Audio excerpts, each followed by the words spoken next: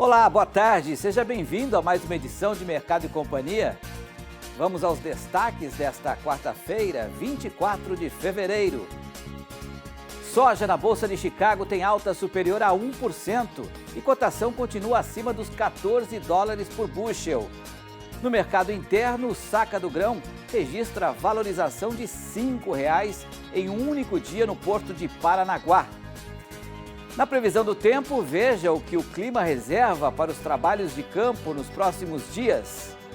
Em Mato Grosso, frete para transportar a safra de sorriso para Miritituba, no Pará, sobe mais de 70% em um mês. E ainda, a Federação da Agricultura e Pecuária de Minas Gerais aponta alta de 27% no custo de produção dos cafeicultores se convênio 100 não for renovado. Você confere também a segunda reportagem da série Produção e Consumo de Alimentos da Pandemia. No episódio de hoje, o assunto é feijão. Tudo isso e muito mais nesta edição que já está no ar.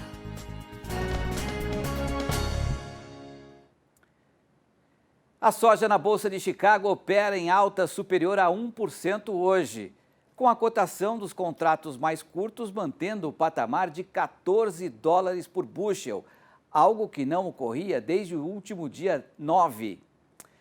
Vamos ver então como o preço da soja se comporta em Chicago neste momento. Veja só, para março de 2021, 14 dólares e 12 mais 25, para maio 14,14, para julho 14,01 e para agosto 13,60, tudo em forte alta. E essa valorização observada lá fora refletiu no mercado brasileiro. Segundo a consultoria Safras e Mercado, em um dia o valor da saca de soja no porto de Paranaguá subiu R$ 5,00. Acompanhe aí as variações. Em Passo Fundo, a saca de 60 quilos da soja subiu de R$ 164 para R$ 165 reais. Em Rondonópolis, a saca, que no fechamento da segunda-feira estava cotada a R$ 153 reais, ontem encerrou o dia a R$ 157,50. Nos portos, as elevações também foram observadas. Paranaguá passou de R$ 164 para R$ 166 reais. No porto de Rio Grande, de R$ 165 para R$ 170 reais, e em Santos, de R$ 163 para R$ 165 reais. Para o diretor da consultoria Celeris, Anderson Galvão, a expectativa é de que esse movimento de alta na cotação da soja permaneça até a entrada da safra americana, em junho ou julho deste ano. Essa quarta-feira a gente vê novamente tanto soja quanto milho com movimento forte de alta nos Estados Unidos, um comportamento que a gente já entendia e esperava ele em função de uma combinação de estoques baixos no mundo, uma demanda bastante aquecida, principalmente por recomposição de estoques na China e outros países também, o próprio Brasil. A gente vê aí um mercado interno bastante agressivo, um mercado interno literalmente rapando estoque, um período que normalmente consumo de ração, consumo de proteína tende a dar uma desacelerada nesse começo de ano. Nesse sentido, o que a gente enxerga do ponto de vista de mercado externo, o mundo com demanda bastante aquecida, estoques bastante baixos e dólar perdendo força perante as principais moedas do mundo. Essa combinação, ela gera naturalmente um movimento de alta nas commodities, incluindo aí as commodities alimentares, a soja, o milho e assim por diante. E a gente entende que esse movimento ele tende a se permanecer até a consolidação do plantio da safra americana 21-22, que começa agora em algum momento aí no comecinho de abril e vai até maio. Do mercado interno, curto a médio prazo, que eu estou falando aí de 30, 40, 50 dias, é ainda de um movimento de bastante firmeza nos preços. O que vai mudar esse jogo? A partir do momento em que a gente entrar no mercado de clima na safra americana lá em junho, julho desse ano, quando em condições de safra normal a gente pode esperar aí uma certa calmaria ou relativa calmaria nesse mercado, caso a safra americana venha com potencial de safra cheia, boas produtividades e tudo mais. Por enquanto, isso é apenas uma expectativa. A realidade que a gente tem é de um mercado com bastante firmeza. Faltam 2 dias para que os secretários de Fazenda dos estados se reúnam para decidir se prorrogam ou não o convênio 100, que concede benefícios fiscais para o transporte de produtos agropecuários entre os estados. A gente lembra que nas saídas de defensivos, a redução na base de cálculo do ICMS é de 60%. Já no transporte entre os estados para produtos destinados à federação de ração, à fabricação da ração animal, como farelo de soja e milho, a redução do ICMS é de 30%. Para que os benefícios fiscais sejam renovados, é preciso que todos os secretários de Fazenda votem a favor. Na avaliação da Federação da Agricultura e Pecuária de Minas Gerais, se o convênio 100 não for renovado, o custo de produção para os cafeicultores pode aumentar em 27%. E outros setores também podem ser impactados. Sobre esse assunto, vamos conversar agora com Francisco Simões, que é coordenador da assessoria jurídica da FAENG. Ele está lá em Belo Horizonte. Boa tarde, Simões. Como é que você está? Boa tarde, Pedro. Tudo bem? Pois é, aqui em São Paulo, a FAESP fez um cálculo, né, desse impacto, que se o convênio 100 não for prorrogado, o impacto seria de 19 bilhões de reais e o custo, na média de produção, aumentaria em torno de 6%. Como é que vocês chegaram a esse valor de 27% aí? O 27% é um cálculo específico para o café, porque Minas Gerais é o estado que mais produz café. Se Minas Gerais fosse um país, seria o primeiro país na produção de café, ou seja, nós temos 52% da produção de café do mundo. Esse cálculo ele foi feito pela Cochupé, comparando os cálculos de hoje e inserindo um aumento exclusivamente em fertilizantes para café. Atingiu o total de 27% de aumento. Portanto, é um caso pontual, é uma cultura que certamente vai ser mais impactada. Mas o fim desse convênio vai impactar praticamente todas as culturas, não, Simões? Impacta as culturas, impacta a cesta básica, impacta o recurso que o consumidor tem na ponta para adquirir e, consequentemente, impacta na inflação também. Quando nós dissemos 27%, foi o número mais alto que a gente encontrou em não se renovando o convênio 100. Mas nós temos outros produtos com um impacto razoável, como é o caso do milho, da soja, todos com mais de 10% de aumento. E se subir milho e soja em tributo com esse aumento de 10%, consequentemente, impacta no confinamento, impacta na produção de leite, impacta na criação de peixe, na criação de suíno, na criação de aves. Mas tem uns outros produtos também, bem comuns na nossa mesa, com percentuais muito altos de aumento, como é o caso do tomate, como é o caso do feijão, chega a 30,5%, feijão 31%, alface 11%, cebola 20%. O impacto é muito alto em todos esses produtos, porque a gente sai de uma redução e volta a uma alíquota de 18%. Ô Simões, outro convênio também que vai estar em discussão na sexta-feira é o convênio 52, né? Que reduz a base de cálculo do ICMS nas operações com equipamentos industriais e implementos agrícolas. Qual o reflexo no setor se esse benefício fiscal também não for renovado? Olha, esse aí é um que a gente não tem muita preocupação, porque na reunião de sexta-feira vai ser colocado o convênio 100, o 52 e uma série de outros convênios.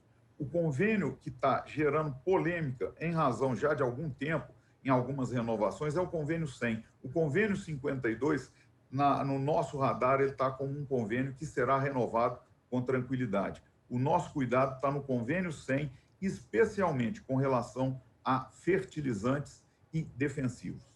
Para a gente finalizar, essa é uma discussão que já vem há algum tempo, né? A questão do convênio 100, que já deveria ter sido não renovado no ano passado, foi prorrogado até dezembro, depois prorrogado de novo até o dia 31 de março agora, né? É isso que a gente está discutindo aqui.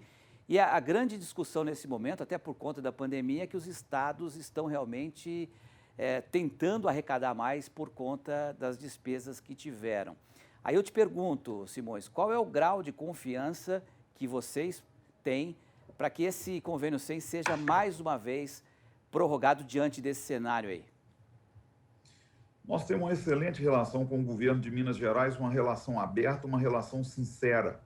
E em toda renovação, o governo de Minas ele é parceiro, ele sai a campo, ele tenta rever junto com aqueles estados que seriam problemas em cada renovação, e felizmente esse trabalho deu certo até agora. Nós estamos de novo confiando no governo de Minas Gerais, na atuação das entidades junto aos governos de estado, para que esse convênio seja renovado. Tivemos reunião na semana passada com a Secretaria da Fazenda aqui de Minas Gerais, jogo franco, jogo aberto, cartas na mesa, dizendo onde é que estava o problema, o que estava acontecendo e o que precisava ser feito. Nós estamos de mão dadas aqui com o governo de Minas Gerais, parceiro do setor rural no nosso estado. E acreditamos que o trabalho da nossa secretaria junto às demais e o trabalho das entidades junto aos demais estados gerará uma renovação. Nós estamos na iminência de uma reforma tributária, não é hora de fazer essa alteração. Além do mais, nós estamos com a economia fragilizada,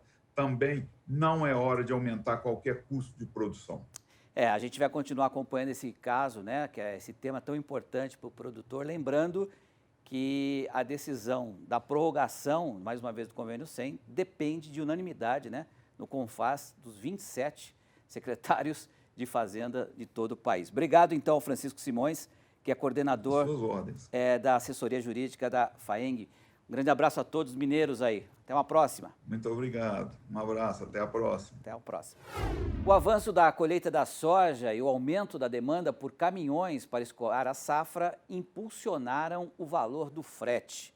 Em um mês, o preço para transportar os grãos em alguns trajetos saindo de Mato Grosso saltou mais de 70%.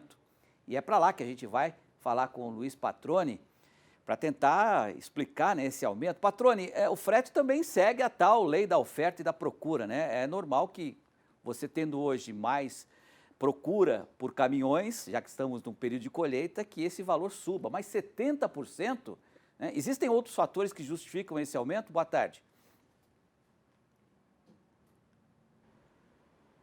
Oi, Petri, boa tarde para você, boa tarde a todos. Sim, né, a lei da oferta e da procura, de fato, impera, né, nesse caso em específico, né, um aumento já esperado, né, a gente inclusive tratava disso quando a colheita estava dando os primeiros passos aqui em Mato Grosso, já se esperava que o frete aumentasse, mas aumentou nessa proporção tão grande, principalmente porque além da demanda aquecida, né, uma disputa muito grande por caminhões nesse momento, é claro que há fatores como, por exemplo, o aumento dos custos também dos transportadores, né? A gente sabe que óleo diesel, por exemplo, subiu e, consequentemente, todo o custo de manutenção dos veículos, né, também aumenta. Isso acaba também contribuindo para que o frete fique mais caro. E aqui em Mato Grosso a gente tem aquela questão logística. A gente tem até algumas imagens que a gente mostrou nos últimos dias, onde muitas rodovias, né, encontram-se em estado complicado, né? Rodovias, principalmente aquelas rodovias que não são asfaltadas, tanto rodovias estaduais como também rodovias federais, né, como a 158 que a gente mostrou recentemente. Essas fotos que a gente está vendo aí são da MT-130 na região mais médio-norte aqui do estado, região de Paranatinga, né, que também enfrenta um problema constante de falta de manutenção das estradas ou de estradas precárias, especialmente nesse momento, nessa época do ano, né, com muita chuva e também um volume maior de tráfego, né, de caminhões. Isso é uma combinação que causa cenas, imagens sempre que a gente vê como essas, né, é um problema muito sério. Essas são as fotos da MT-130 e agora a gente vê algumas imagens ali das rodovias que a gente mostrou na semana passada, né, nos últimos dias, tanto da MT-322 quanto da BR-158, né, isso daí já mais na região nordeste, ali, região do Araguaia, norte do Araguaia, aqui em Mato Grosso. As imagens também ficaram famosas aí nos últimos dias em todo o país, né, uma ampla cobertura sobre essa situação complicada. esses elementos juntos acabam tornando, claro, o frete ainda mais caro do que o de costume. É isso que tem acontecido aqui em Mato Grosso. O trecho que você mencionou ali, entre Sorriso e Miritituba, por exemplo, lá o porto de Miritituba, Sorriso, o maior município produtor de soja do mundo, né, aqui em Mato Grosso, no Médio Norte, esse trecho em específico, o aumento no último mês foi de 71,5% no valor do frete. Hoje, o frete praticado nessa região, em média, segundo o acompanhamento do IMEA, é de R$ 223 por tonelada.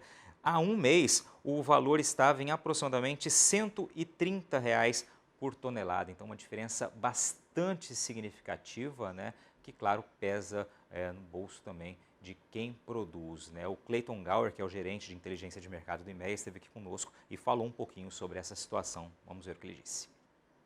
A demanda de caminhões é um dos principais. Nós temos o aumento dos custos, principalmente agora com a movimentação do preço do diesel.